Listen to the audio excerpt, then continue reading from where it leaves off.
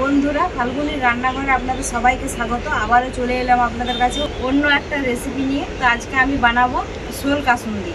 শোল কাসুন্দিটা কীভাবে বানাবো আপনারা ভিডিওটা প্রথম থেকে শেষ পর্যন্ত দেখতে থাকুন আর আমার সাথে থাকুন। আজকে আমি কাঠের আগুনেই শোল কাসুন্দি বানাবো। তো উনুনটা ধরিয়ে দিয়েছি, কড়াইটাও বসিয়ে দেবো উনুনে। কড়াইটা গরম হতে থাক। শোল মাছে আমি লবণ আর হলুদটা মাখিয়ে নেব। হলুদ গুঁড়ো, পরিমাণ মতো লবণ। মাছটাকে আমি খুব ভালো করেই মেখে নেব। তো মাছটা খুব বড় সাইজের আনেনি, তো খুব ছোটও না, মাঝারি সাইজের এই শোল মাছটা নিয়ে এসছে বাজার থেকে।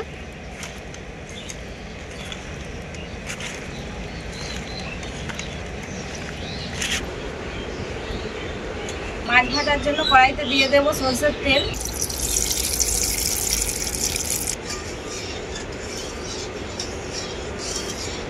তেলটা খুব ভালোভাবে গরম হয়ে গেছে, মাছগুলো আমি এখন ভেজে নেব।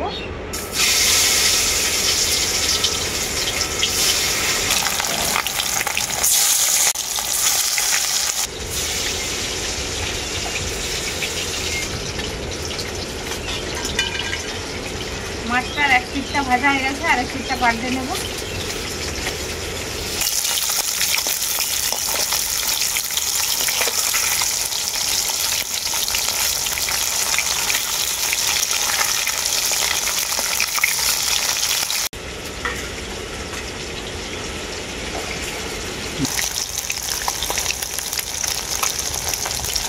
মাছটার দু পিঠটাই আমি পাল্টে পাল্টে ভেজে নিয়েছি, এখন তুলে নেব।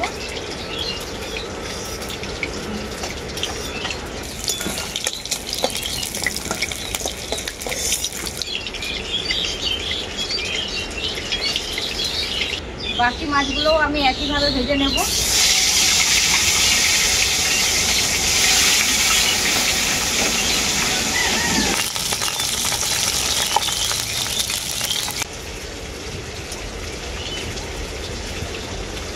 পিঠটা পাল্টে পাল্টে বাকি মাছগুলোও আমি ভেজে নিয়েছি, এখন তুলে নেব।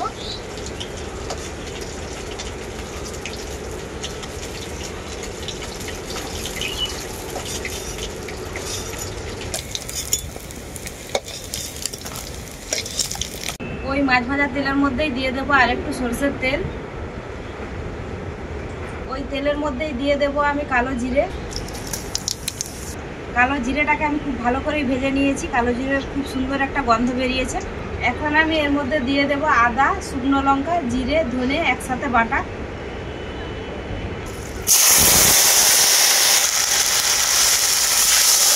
আর দেবো পরিমাণ মতো হলুদের গুঁড়ো।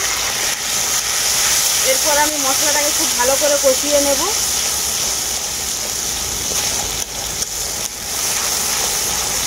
আপনারা কিন্তু এই শোল কাসুন্দির রেসিপিটা বাটা মশলাতেই বানাবেন। বাটা মশলাতে বানালে কী হয়, স্বাদটা কিন্তু খুবই ভালো হয়। মশলাটাকে আমি খুব ভালো করেই কষিয়ে নিয়েছি, মশলার গা থেকে তেল ছেড়ে গেছে। এখন এর মধ্যে দিয়ে দেবো পরিমাণ মতো জল।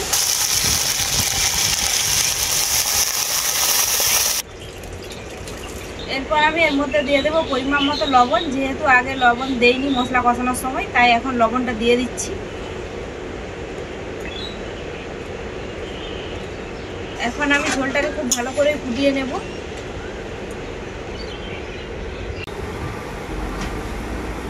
ঝোলটা খুব ভালোভাবে ফুটে গেছে। এরপর আমি এর মধ্যে দিয়ে দেবো কাঁচা আর পাকা লঙ্কা চেরা।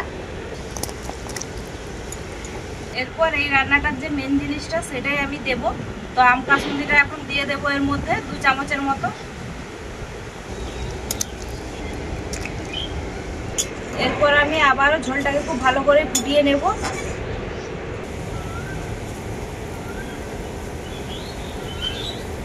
ঝোলটাকে আমি খুব ভালো করে ফুটিয়ে নিয়েছি কাসুন্দি আর কাঁচা লঙ্কা দেওয়ার পর। ঝোলটা অনেকটাই গাঢ় গাঢ় হয়ে গেছে। এখন ভেজে রাখা মাছগুলোও দিয়ে দেবো ঝোলের মধ্যে।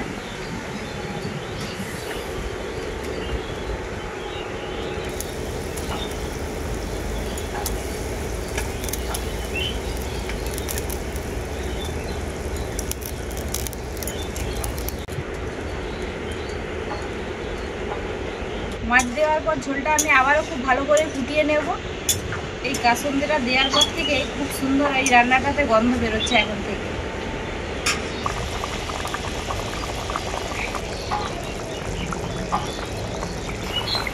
আপনারা অনেক রকমভাবে শোল মাছের রেসিপি বানিয়ে খেয়েছেন, কিন্তু একবার এইভাবে শোল কাসুন্দি বানিয়ে খেয়ে দেখবেন, খেতে কিন্তু এতটাই স্বাদ যে মুখ থেকে ছাড়বে না। মাছ ভাজা দেওয়ার পর ঝোলটাকে আমি খুব ভালো করে ফুটিয়ে নিয়েছি। এখন আমার আম কাসুন্দি শোল মাছের এই রেসিপিটা পুরোপুরিভাবে রেডি, নামিয়ে নেব।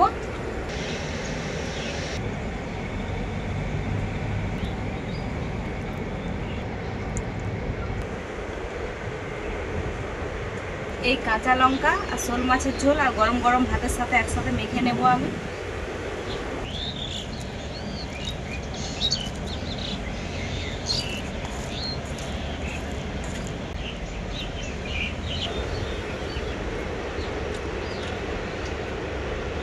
ওই গ্রেভি আর লঙ্কা একসাথে মাখিয়েছি ভাতটা, একদম মারাত্মক লাগছে।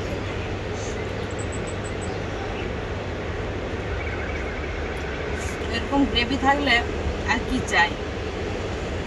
শোল মাছের স্বাদ তো আপনারা জানেনই, এইরকম শোল কাসুন্দি বানাবেন, দেখবেন স্বাদটা কিন্তু আরও বেড়ে যাবে। একদম মাছটা সেরা লাগছে, একদম জ্যান্ত মাছটা ছিল, খেতে কিন্তু মারাত্মক লাগছে। এরকম টাটকা টাটকা মাছেরই এই রেসিপিটা বানাবেন, খেতে কিন্তু দারুণই লাগবে। তো বন্ধুরা, আপনারা তো দেখলেনই কীভাবে আম কাসুন্দি শোলের রেসিপিটা আমি বানালাম। তো আপনারা দেখলেনই কীভাবে বানালাম, একদমই সহজভাবে বানালাম। তো এইভাবে আপনারাও বাড়িতে বানিয়ে নেবেন, বানিয়ে খেয়ে আমাকে কমেন্ট করে জানাবেন যে আম কাসুন্দি শোল মাছের রেসিপিটা কেমন হয়েছে। ভিডিও ভালো লাগলে লাইক, শেয়ার, সাবস্ক্রাইব অবশ্যই করে দেবেন। প্রত্যেক দিনের মতো আজকেও বলছি, আপনারা ভালো থাকবেন, সুস্থ থাকবেন, নিজেদের খেয়াল রাখবেন। আবার দেখা হবে পরবর্তী ভিডিওতে নতুন কোনো রেসিপি।